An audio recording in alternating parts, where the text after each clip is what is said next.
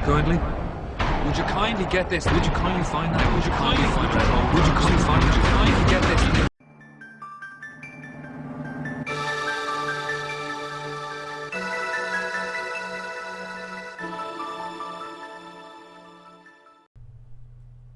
You know, I don't know why I've never gotten this off my chest. I've never spoken about it. I've rarely ever really mentioned it.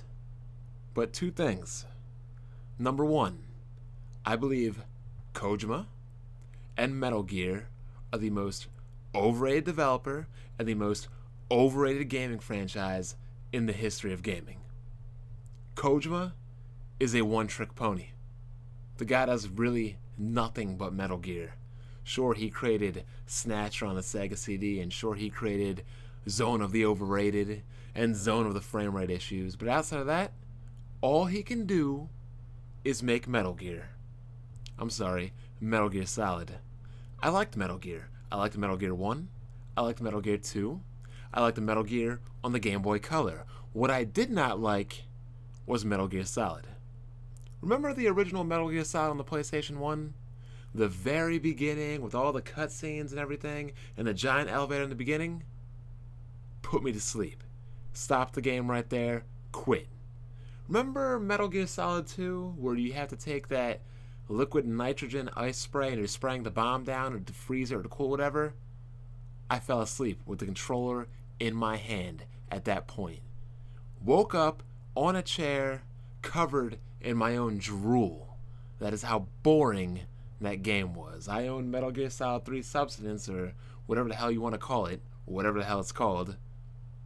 After the first cutscene, I was like, why am I even going to begin playing this game? I don't like this game. I don't like this game series. There is no reason for me to play it. Metal Gear Solid 4? Not even going to bother. And believe me, Ground Zeroes, I don't need to play a game where I can watch it on YouTube, somebody beat it in 18 minutes. Which brings me to my next point. Metal Gear and Kojima are overrated, and now I'm thinking that Sony and its in-house games completely and utterly don't appeal to me at all. I have never owned, bought, or purchased a Naughty Dog game. That includes Uncharted, The Last of Uncharted, or The Last of Us, The Last of Overrated, a Jak and Daxter. I have never owned a Ratchet and Clank. I have never owned or bought an Infamous game. I have never owned, bought, or beaten a God of War game. I have never owned, bought, or completed a Resistance game. Not Big Little World, not Heavenly Dog Shit, not a Sly Cooper, not a Siphon Filter, not a Mark of Cree. Never owned, completed a Gran Turismo. Never touched a SOCOM. Never played a MotorStorm. These games, they do not appeal to me. They don't.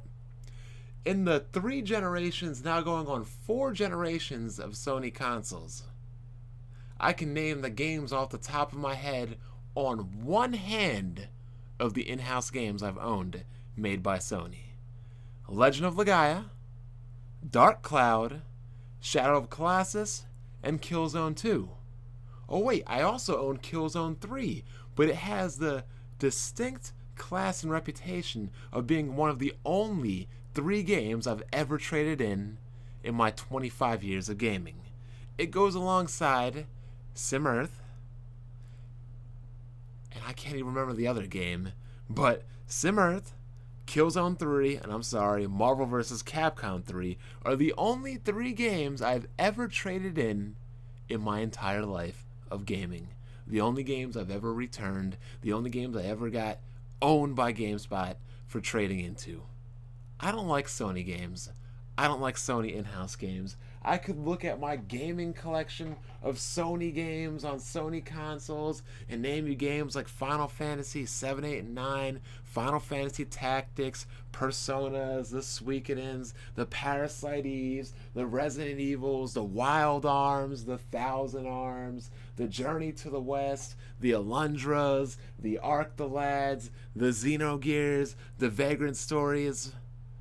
Every Sony console I've ever owned, I've only been playing the third-party games. I don't play first-party Sony games. I don't play second-party Sony games. I do not play in-house Sony games. I do not play Metal Gear Solid games. I do not play Kojima games. They are all in my Hall of Fame, the pantheon of overrated games. And while you may like them and that's cool, they just don't appeal to me.